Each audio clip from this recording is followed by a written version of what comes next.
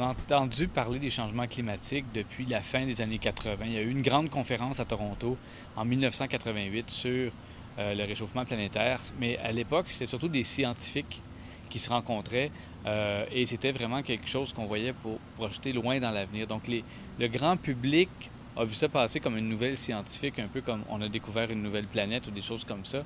Ça a pris un certain temps avant que ça devienne vraiment quelque chose qui vienne rejoindre les gens. C'est intéressant de voir que ce sont les villes qui sont l'endroit en ce moment où il y a le plus d'action pour lutter contre les changements climatiques pour deux raisons. Parce que ce sont les villes qui ont à subir les inondations, les vagues de chaleur intenses. Hein. C'est là qu'on vit, donc c'est là qu'on subit les impacts beaucoup. Puis c'est aussi dans les villes que la majeure partie de nos émissions de gaz à effet de serre, notamment celles qui sont liées au transport. Tous les gestes qu'on peut poser à la maison sont des gestes qui sont importants parce qu'ils nous permettent de faire quelque chose à l'échelle de ce qu'on peut contrôler, donc un ménage.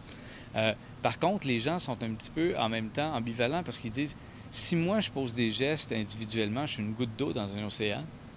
Donc il faut qu'on pose des gestes collectifs en même temps.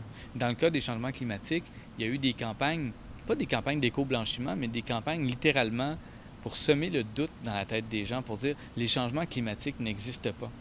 Et malheureusement, toute chose qui est répétée 3 ou 4 ou 5 fois, on sait par des études que les gens ne sauront plus où ils l'ont entendu, ils ne sauront pas si la source est crédible ou pas, mais ça va venir s'installer quelque part derrière la tête et ça reste là. Et ça crée ensuite cette espèce de l'incapacité pour les gens d'agir parce qu'ils doutent. Est-ce que je devrais acheter... Est-ce que le charbon est propre ou non? Est-ce que je devrais acheter cette voiture-là? Est-ce qu'elle est vraiment verte? Est-ce que ce produit nettoyant-là est vert ou non? Et au bout du compte, les gens deviennent paralysés par le doute. Le greenwashing peut donner l'impression aux gens qui sont en train de poser des bons gestes alors qu'ils ne le sont pas. Puis ça devient frustrant pour eux parce qu'ensuite, ils se rendent compte qu'ils ont fait une erreur et ils finissent par ne plus croire personne qui leur dit de poser des bons gestes pour l'environnement. Alors, c'est très problématique. Puis il y a aussi le fait que si j'arrive devant un étalage à l'épicerie, puis je dois choisir des produits, puis chaque produit a sa propre mention éco-verte ou durable, bio.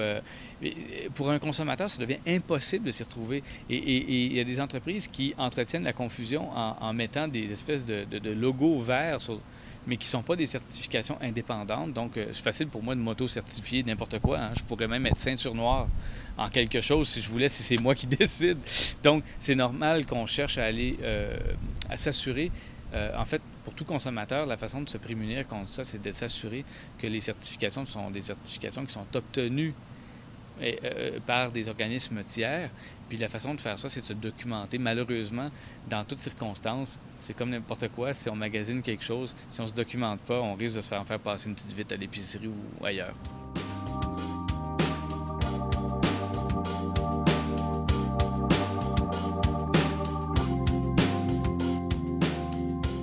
Quand on est jeune, on se sent souvent impuissant par rapport aux événements qui se produisent, puis d'autant plus qu'en matière d'environnement puis de changement climatique, les décisions sont prises maintenant, bénéficient à certaines personnes maintenant, mais les impacts vont être subis non seulement par les plus jeunes aujourd'hui, mais par des gens qui ne sont même pas nés. Puis fondamentalement, c'est un problème, c'est très frustrant. J'aimerais ça vous raconter une histoire qui m'a été racontée par Al Gore, qui montre à quel point on peut avoir un impact, même quand on est jeune, sur ce qui va se passer à très court terme. En 1969, quand le premier homme a mis le pied sur la Lune, la moyenne d'âge des ingénieurs à Houston, qui s'occupaient finalement de la mission Apollo, c'était 26 ans. Ça veut dire que 8 ans plus tôt, quand John Kennedy a dit « on va mettre un homme sur la Lune » avant la fin de la décennie, ces gens-là, il y avait une moyenne d'âge de 18 ans. Il y en avait qui avaient 14, il y en avait qui avaient 20. Mais c'était des gens qui étaient à l'école encore. Puis 8 ans plus tard, c'est eux qui avaient mis un homme sur la Lune. C'était des gens qui étaient très jeunes. Donc, si on a la conviction, on a le talent, puis on se fait donner les ressources, parce que quand même, il y avait eu les ressources aussi, on est capable d'avoir un impact.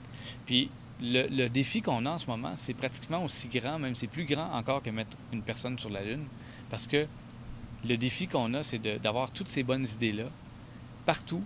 N'importe qui a une bonne idée maintenant peut essayer de la mettre en place, de la mettre en marché, puis peut-être que c'est ça qui va nous aider. En fait, c'est la somme de toutes ces idées-là qui va permettre de régler le problème.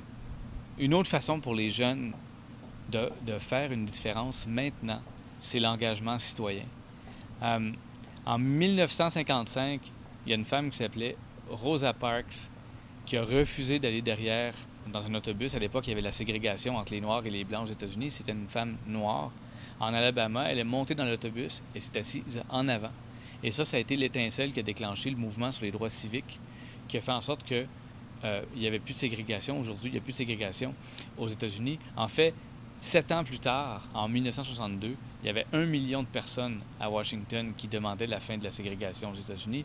Aujourd'hui, il y a un président noir aux États-Unis. Donc, l'étincelle, des fois, qui déclenche le changement, ça peut être une seule personne, puis ça prend après ça des gens derrière. Mais donc, ces grands mouvements-là, ça peut vraiment voir le jour n'importe quand.